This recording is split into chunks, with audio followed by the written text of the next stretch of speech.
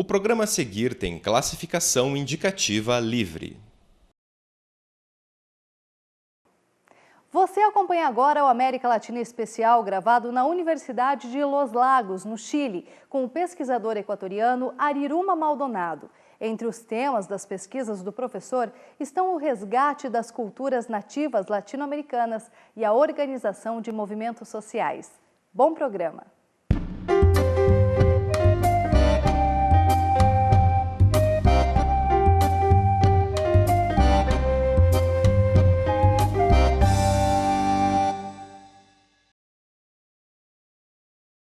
Olá!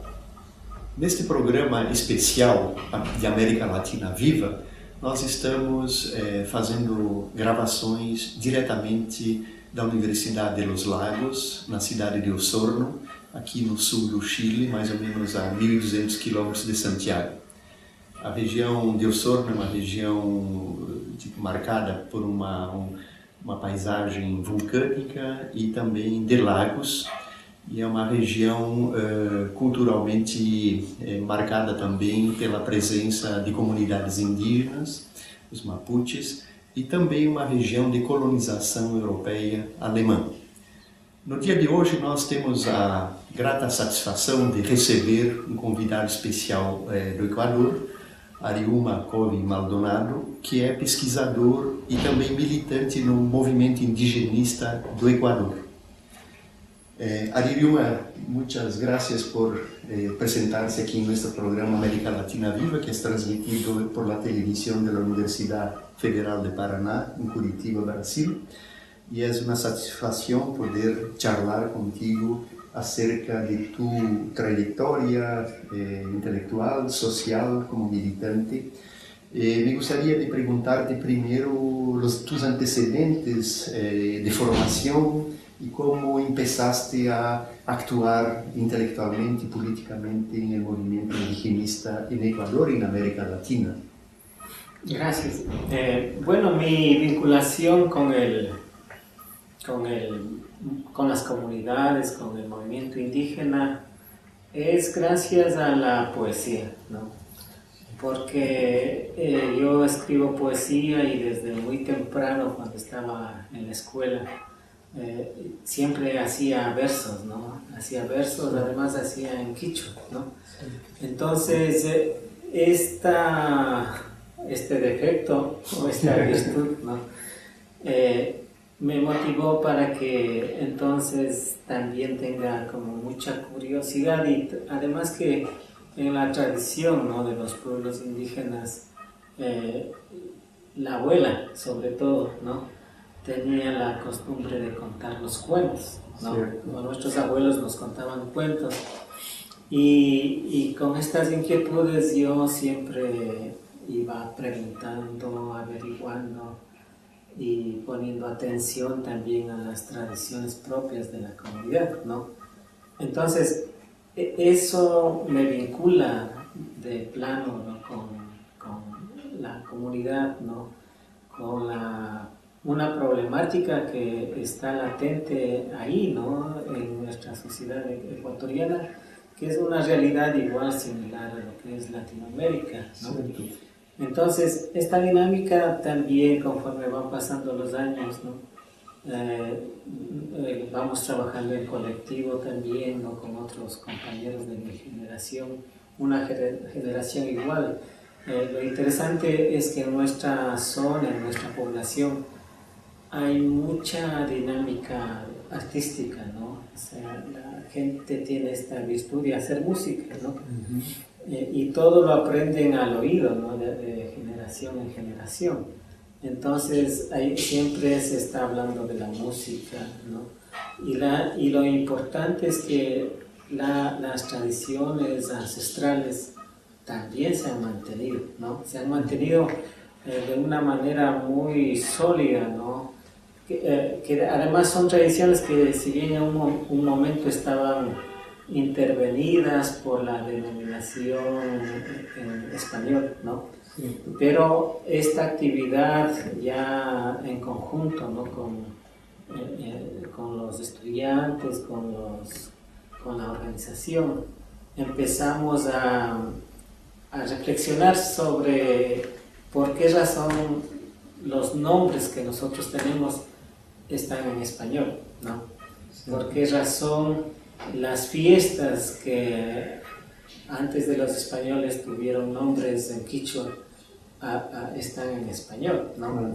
Entonces ahí empezamos a revisar la historia, vemos que esto de la imposición de los nombres es parte del proyecto colonial, ¿no?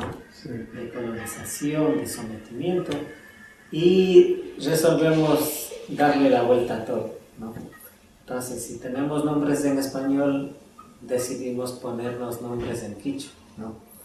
Si es que las tradiciones nuestras tenían nombres de los santos cristianos, entonces hemos resuelto recuperar el nombre ancestral, ¿no? Esses nombres ancestrales se remiten a que signos o significados, símbolos, são nombres de família ou nombres cosmogônicos de entidades de la naturaleza? ¿Cómo se da esta? Bueno, en el caso de las fiestas ancestrales, por ejemplo, hay una fiesta que es muy importante, que es el Inti Raymi, ¿no? Inti Raymi significa fiesta del sol, es por el solsticio de verano. Y esta fiesta, desde la religión católica, le bautizaron con el nombre de San Juan, ¿no? En homenaje al santo San Juan, ¿no? Sí. Y claro, la iglesia también acuñó algunas prácticas de la iglesia, ¿no? Para que las comunidades hagan práctica del cristianismo, ¿no? Uh-huh. Entonces, en esta dinámica, en esta reflexión de que debemos recuperar lo nuestro, ¿no? Los nombres en nuestra propia lengua, decimos, bueno, ya no tiene que llamarse San Juan, tiene que llamarse Inti Raymi, tal como fue en nuestros antepasados, ¿no? Y de hecho, esto está muy relacionado, ¿no? A los mitos fundacionales, ¿no? A los mitos cosmogónicos del pueblo quichua, de la cultura quichua. Entonces, y así con otras denominaciones también, ¿no? Las denominaciones de lugares, por decir, había comunidades que se llamaban Gonzalo Pizarro, ¿no? Sí, o Cristóbal Colón, ¿no? Entonces nosotros decíamos, bueno, si es que, o sea, el imponer nombres a los lugares, ¿no? Y poner nombres de los conquistadores o de los invasores es legitimar, ¿no? Esa acción de sometimiento. Claro. Entonces nosotros dijimos, bueno, eso tiene que terminar y vamos a borrar ese nombre del invasor y vamos a poner los nombres ancestrales, ¿no? Sí. Entonces, igual en el caso de los nombres, ¿no? De las personas, por lo general ahí tenemos dos tradiciones, ¿no? Uno que siempre era poner nombres bíblicos, ¿no? O en su defecto era poner nombres de los hacendados, ¿no? Entonces nuestra población tenía los nombres de los opresores, ¿no? O sea, o nosotros teníamos los nombres de los opresores, o en su defecto de los santos católicos, ¿no? Sí. Así que resolvimos y dijimos, ya, nos quitamos de esos nombres y nos ponemos los nombres en quichua, ¿no? Y los nombres, siguiendo, digamos, la tradición nuestra, buscando el sentido, algo que responda a la manera de ser de las personas, ¿no? Sí. Entonces hemos hecho ejercicio que en esa época pues nosotros lo decíamos, ¿no? Que debemos resemantizar los significados, ¿no? Perfecto. Uno percibe entonces, Ariruma, que el idioma, la lengua, además de signo cultural, es una forma de rescatar y reponer la búsqueda por identidades, ¿no? Y usted ya desde temprano, como nos decías, por la abuela que les contaba los cuentos y por también el rescate por la poesía, hizo con que usted se aproximara de su identidad, de la organización social y política. ¿Y cómo se dio este este tránsito hacia tu papel hoy como investigador en la Universidad Simón Bolívar, donde estás ahí y representas un importante aporte intelectual, tanto así que estás acá en Osorno con esta misión un poco de intercambio en proyectos de investigación sobre identidad, diversidad cultural.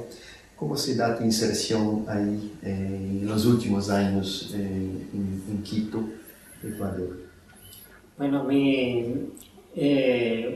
esta misma dinámica, ¿no?, de estar trabajando, preocupado, ¿no?, de autoentenderme y entender la compleja situación de nuestras comunidades, ¿no? Y en términos generales, digamos, de todos los pueblos indígenas, ¿no? En el caso ecuatoriano, porque tenemos procesos diferentes. Entonces, eso me ha dado la oportunidad de que estemos en diferentes escenarios, ¿no? Por ejemplo, nosotros en nuestra época de estudiantes, todavía en el colegio, en ese tiempo, en la capital, ¿no?, siempre habían conferencias, seminarios sobre el tema de la cultura, y para nosotros era una preocupación el escucharle a los académicos de que todo lo indio no era arte, ¿no? Pero lo que hacen las élites de las ciudades, eso sí es arte, ¿no es cierto? Que lo indígena es reducido a artesanía o folclore, ¿no? Entonces,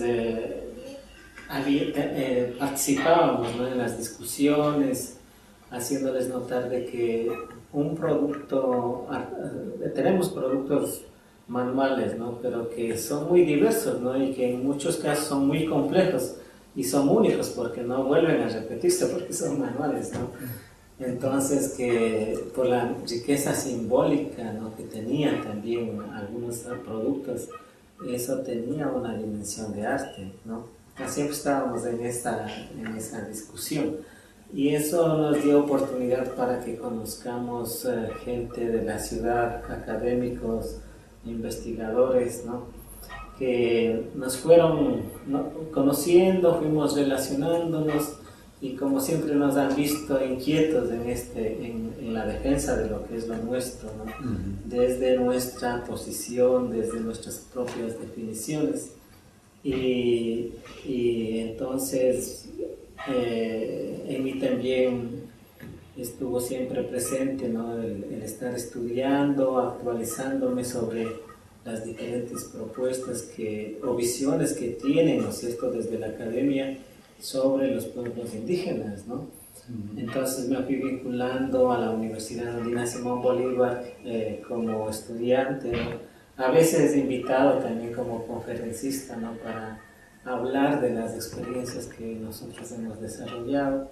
Y en su momento, pues, el rector de la universidad, con él nos hemos conocido en el campo de batalla, ¿no? Ahí, digamos, como activistas, ¿no?, en estos debates culturales. Entonces, él me invitó, ¿no?, a ser parte de la universidad. Y cuando me inserté a la universidad, pues, me he insertado asumiendo la coordinación de la cátedra sobre pueblos indígenas de América Latina. Y en esa dinámica, bueno, luego después de terminar la maestría y el tormento de la tesis, entonces ya terminé eso. Y luego había una profesora que era de Estados Unidos, que me invitaba a Maryland, ¿no?, a hacer un estudio, una investigadora, Regina Hutchinson.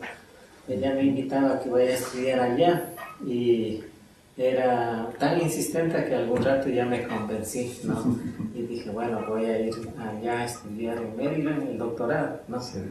Y cuando hice los trámites en la embajada, me negaron la visa, ¿no?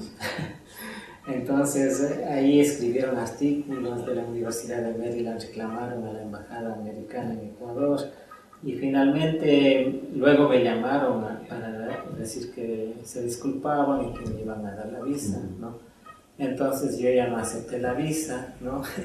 Y decidí quedarme, ¿no?, en el Ecuador, porque, digamos, yo les había dicho a los de la embajada que a mí me parecía que era un abuso, ¿no?, de la persona que me había atendido en esa actitud, ¿no?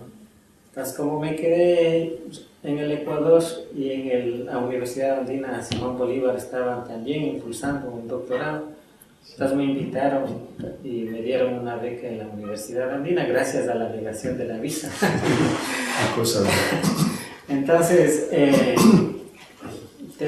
y claro, en la universidad también me dieron permiso, ¿no?, para que estudie. Y actualmente estoy asumiendo la dirección de la área de letras de la universidad, ¿no?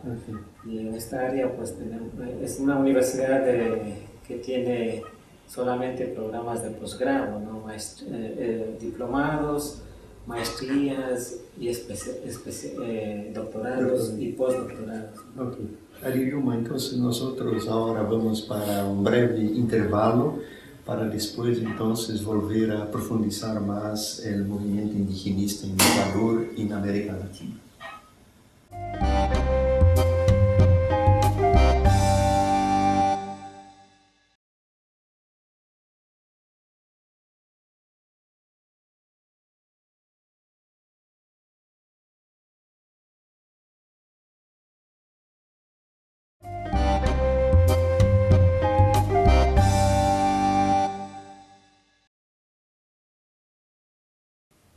Estamos retornando com o programa América Latina Viva, transmitido diretamente de Osorno, no sul do Chile, na Universidade de Los Lagos, no Centro de Estudos de Desenvolvimento Regional, aqui da Universidade de Los Lagos. No dia de hoje nós estamos entrevistando, né, um estudioso, pesquisador, professor e militante do indigenismo equatoriano Ariruma Maldonado. Entonces, Ariruma, nosotros en el primer bloque anterior, ¿no?, escuchamos respecto a tu trayectoria individual, personal, pero también comunitaria y colectiva, ya que tu inmersión en los procesos académicos y también sociales se da por medio de ese gran aprendizaje cultural de rescate de la identidad de las comunidades indígenas en Ecuador. Ahora me gustaría de preguntarte cómo está conformado el movimiento indigenista en Ecuador y si nos pudiera ilustrar un poco diciéndonos cómo está formado esta multiplicidad étnica, ya que la Constitución, ¿no?, se declara también en Ecuador como un estado multiétnico, multicultural, ¿no?, para que nosotros sepamos un poco más de la historia de ustedes. Sí, el proceso organizativo, ¿no?, en el caso ecuatoriano ha sido muy interesante, ¿no?, porque en la década de los 60, 70, el movimiento estuvo liderado por la dirigencia de izquierda, ¿no?, que fue una contribución importante también, pero que el tema indígena lo reducían a una lucha de clases, ¿no? Entonces, en esa época no se reivindicaba el tema étnico, ¿no?, las particularidades culturales, lingüísticas, históricas. Sí. Entonces, ahí hubo una tensión, ¿no?, y es el movimiento cultural que reivindica todo el tema de que nosotros somos pueblos, somos culturas, ¿no?, de que efectivamente al interno también hay trabajadores, ¿no?, pero más allá de la lucha de clases, que nuestras reivindicaciones y nuestra situación es un tema histórico, ¿no?, y de opresión nacional, ¿no?, y que por lo tanto es necesario reorientar la propuesta política de lucha, ¿no?, de las comunidades. Entonces, en ese sentido ha habido una autocrítica, una búsqueda, ¿no?, una evolución en ese sentido, y poco a poco las comunidades, y sobre todo por poner un año, digamos, que es como más visible de cómo es esta transición de autodenominación, digamos que desde 1980 las diferentes comunidades indígenas reivindican el concepto de pueblos, de nacionalidades indígenas, ¿no? Y la estructura organizativa también comienza a ser revisada, ¿no? Entonces, porque inicialmente eran federaciones campesinas, luego con este ejercicio van cambiando y son federaciones campesinas e indígenas, luego federaciones indígenas y campesinas, y finalmente pues dicen, bueno, somos la Federación del Pueblo Shuar, ¿no? O somos la Federación de la Nacionalidad Quichua, o somos la Federación de la Nacionalidad Siona Secoya, ¿no? Entonces eso es muy importante, ¿no? En cuanto a reafirmarnos y autodeterminarnos, ¿no? Como entidades colectivas históricas. Y entonces en ese sentido tenemos inicialmente la CONACNI, ¿no? Que era el Consejo de Coordinación de las Nacionalidades Indígenas del Ecuador, que se forma en 1980, ¿no? Y luego en 1996 esta organización, que estaba como una instancia de coordinación, se transforma como la Confederación de Nacionalidades Indígenas del Ecuador, ¿no? Asumiendo esta organización como la instancia de representación de todas las nacionalidades indígenas, ¿no? De todos los pueblos indígenas, frente a las propias nacionalidades y frente también al Estado, ¿no? Entonces, nosotros en el Ecuador tenemos 3 organizaciones nacionales: la CONAIE, ¿no? La FENOCIN, que es una organización importante también, ¿no? Pero que esta organización integra a los campesinos, a los indígenas y a los afros, ¿no? Y está, digamos, muy vinculada al socialismo, ¿no? Y hace un trabajo también importante, ¿no? Y luego, como organización nacional, también está la organización evangélica, que se llama FEINE, ¿no? Que esta organización FEINE es una herencia de lo que fue el Instituto Lingüístico de Verano, ¿no? Pero de todas estas, la organización que ha tenido mucha influencia en la historia del país, en los cambios que se han generado, es la CONAIE, ¿no? La CONAIE ha contribuido mucho desde el punto de vista político, como también desde el punto de vista académico, ¿no? Okay. Entonces, Ariuma, ¿cómo se da el proceso de inserción política, social, económica del movimiento indigenista, ya que ese rescate, esa recuperación de la memoria histórica, creo que tiene una gran relevancia desde los años 90, con grandes manifestaciones y movimientos sociales y políticos? ¿Cómo ves, cómo interpretas, cuál es su lectura a propósito, entonces, primero de esta articulación como movimiento? Porque ahí tiene trascendencia incluso hacia más allá del Ecuador. El universo andino creo que es muy representativo en ese sentido, pero por el otro lado, ¿cómo ustedes se ubican en el contexto de sociedades que tienen una tradición colonial, que tienen una élite también que es distinta del movimiento indigenista? ¿Cómo reflexionas al respecto de esta articulación entre identidad del movimiento y relaciones con la sociedad en su conjunto?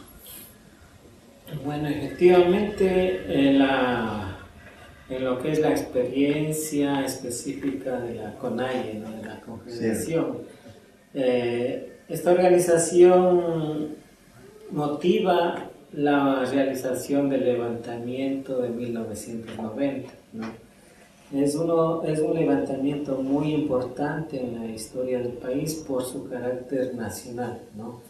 Esta rebelión logró paralizar al país por una semana, ¿no? Y fue tan contundente, ¿no? Que eso permitió visibilizar la diversidad cultural, lingüística del país, ¿no? Y al mismo tiempo permitió que como pueblos indígenas la sociedad ecuatoriana se dé cuenta de que existimos, ¿no? Y que tenemos derechos y que las comunidades, los pueblos indígenas lo estamos reclamando con mucha dignidad y con mucha fuerza, ¿no?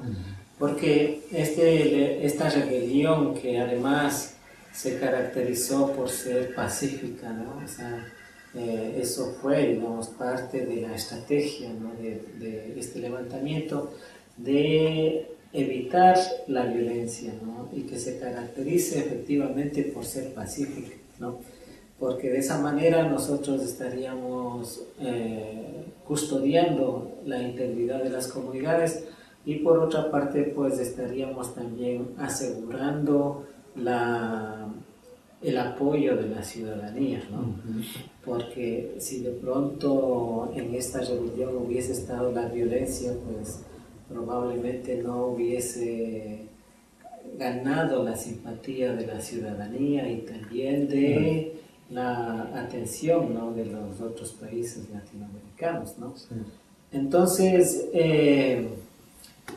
este levantamiento permite potencializar, ¿no? La presencia de la dirigencia, o sea, de lo casi invisibles que eran los dirigentes, ¿no? Sobre todo de la dirigencia que está al mando del movimiento. Luego del levantamiento del 90, pues todos los dirigentes se vuelven sujetos públicos, ¿no? Y su opinión pues siempre era consultada, era importante, ¿no? Entonces, pero esta rebelión al mismo tiempo que contribuye mucho, ¿no? Porque esa contundencia de la movilización ayuda para que en las distintas etapas las negociaciones o los planteamientos que se hacen a favor de los derechos de los pueblos indígenas sean bastante favorables, ¿no? Por esas razones que en 1998, cuando hay la constituyente, se logran insertar, ¿no? En la Constitución algunas conquistas constitucionales importantes, ¿no? Por ejemplo, el tema de que el país se defina como pluricultural, que en la Constitución se incluya un capítulo que reconoce los derechos colectivos de las comunidades indígenas, ¿no?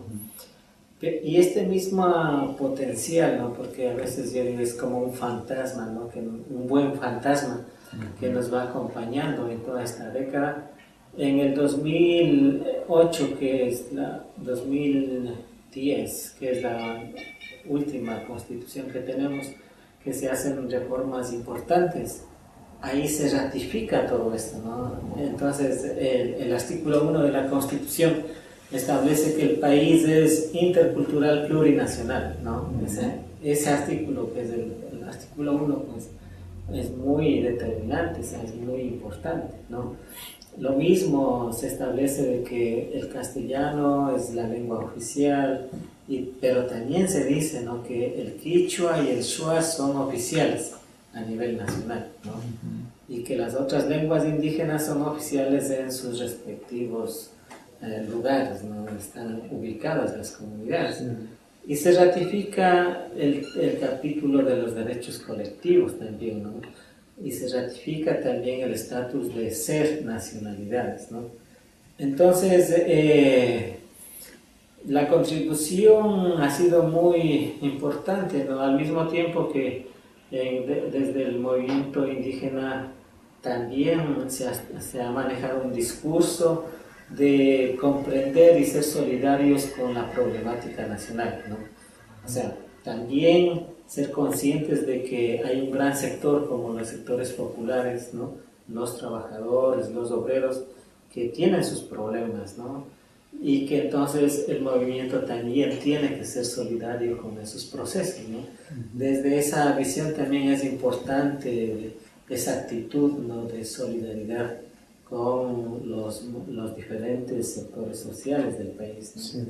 Ariruma, para cerrar nuestro programa, usted que es otavaleño, habla quichua, nos gustaría de que dejaras un mensaje, ¿no? Para Brasil, para el movimiento indigenista, para la sociedad brasileña, incluso en quichua, pero por favor tradúzcalo después. Ya. Brasil manda Runa Llaqtakunata, Quichua Llaqtakunapak shutipi, su hatun napaita chayachipani, ashtawan ñawpaman katina kanchi nishpa, shinallata runa causa y runa yuya y runa shimi mana chingaringachu nishpa, kangunata hatun napaita chayachipani.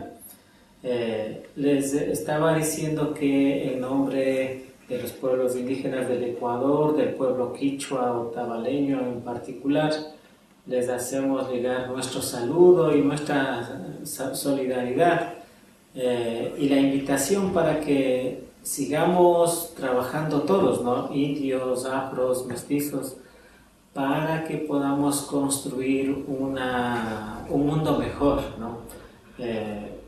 Les decía también de que los pueblos indígenas no tenemos que sentirnos vencidos, porque solamente el mero hecho de que estamos aún, a pesar de toda la violencia colonial y republicana y la modernidad, la posmodernidad y la globalización, el estar presentes ya es una ganancia, y lo que necesitamos es fortalecernos espiritualmente y contar con la solidaridad de todos para que podamos seguir adelante cuidando a la Madre Tierra, para que los beneficios de la Madre Tierra pues igual sean para todos, ¿no?